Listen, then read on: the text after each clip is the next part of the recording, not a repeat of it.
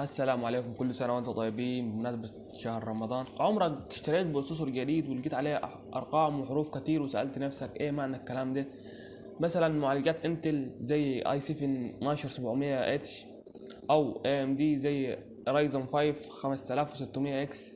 ايه اللي ورا الارقام دي والحروف اللي بتكملها؟ في الفيديو ده هشرح لك بالتفصيل ازاي تقرا وتفهم الرموز اللي موجوده على البروسيسور عشان تختار المعالج اللي يناسبك او يناسب احتياجاتك من غير حيره. يلا بينا نبدا. هنبتدي بمعالجات انتل واللي بتنقسم عاده لاربع فئات رئيسيه، وهم اي 3 واي 5 اي 7 اي 9. طب هنبتدي اول حاجه باي 3. اي 3 ده المهام الاساسيه زي التصفح والاوفيس، او لو انت مثلا بعد هتذاكر على الكمبيوتر حاجه زي كده، الاداء البسيط يعني باستخدام العادي. طب اي 5 اداء يديك اداء متوسط يناسب الجيمرز والبرامج العاديه، وممكن يشغل معظم المهام اليوميه معك. واي 7 اداء عالي ومناسب للمهام الثقيله زي المونتاج والتصميم والجرافيك والالعاب. واعلى فئه مني هو اي 9. واي 9 ده الاداء القوي جدا موجه للجيمرز المحترفين وصناع المحتوى اللي محتاجين اعلى اداء ممكن. بعد الفئه هتلاقي سلسله ارقام، يعني مثلا اي 7 12700. ايه 12700 دي؟ الرقم الاول في السلسله اللي هو 12 ده بيدل على رقم الجيل، والارقام اللي بعدها بتوضح ترتيب وامكانيه الاداء داخل نفس الجيل. كل ما الرقم يكون اعلى كل ما الاداء بيكون افضل. اما معالجات ام دي رايزن فالنظام مشابه شويتين، بنلاقي فئات زي رايزن 5 رايزن 3 رايزن 7 رايزن 9. رايزن 3 الاستخدام الاساسيه يعني زي اي 3 كده بالظبط، للتصفح الحاجات البسيطه.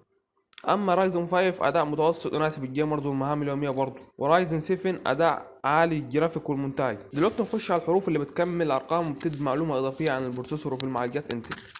يعني حرف الكي يعني المعالج مفتوح لكسر السرعة، تقدر تزود سرعة لو عندك تبريد كويس. لو التبريد بتاعك كويس في الكيسة او في المكان عامة تقدر تكسر السرعة بتاعت البروسيسور ده. اما حرف الاف ده يعني المعالج من غير كارت شاشة مدمج، لازم تستخدم كارت شاشة منفصل، يعني لازم يكون عندك كارت شاشة خارجي عشان تقدر تستخدم المعالج ده. اما الاتش يعني اداء عالي. اما الاتش ما بيستخدمش غير في اللابتوبات غالبا، وهو بيكون الاداء العالي جدا في اللابتوبات الجيمنج. واليو برضه لللابتوبات ده بيكون معالج موفر للطاقة، مناسب لللابتوبات الخفيفة الضعيفة مثلا او المتوسطة.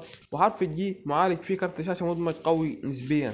اما حرف التي ده بيكون نسخة موفرة للطاقة، موجه للأجهزة الكمبيوتر المكتبي أو الديسكتوب. في معالجات اي ام دي في حرف الاكس ده بيدل على أداء عالي وسرعة معززة مناسب للجيمر وصناع المحتوى. وفي حرف الاكس تي ده بيديك أداء عالي شوية من الاكس، نسخة محسنة مني. أما حرف الجي برضو في حرف الجي في معالجات اي ام دي ده بيقول لك ان المعالج فيه كارت شاشه مدمج بيساعد في تشغيل الالعاب الخفيفه. وفي حرف اليو برضه ده لللابتوبات برضه في اي ام دي ده بيقول لك ان المعالج ده موفر للطاقه ومخصص لللابتوبات. الحروف دي بتساعدك تعرف اكتر عن امكانيات المعالج، سواء كنت محتاج اداء عالي ولا معالج موفر للطاقه. خلي بالك من التفاصيل دي عشان لما تيجي تشتري بروسيسور جديد.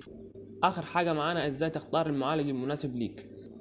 للاستخدام العادي والتصفح تستخدم معالجات موفرة للطاقة من انتل اللي زي حرف اليو، فيها حرف اليو، او اي ام دي بدون اكس. الالعاب في معالجات قوية جدا، ممكن تستخدم اي 5 او اي 7 من انتل كي اللي جنبه حرف الكي عشان يبقى قابل لكسر السرعة. او لو عايز تستخدم من رايزن في رايزن 5 او رايزن 7 اكس.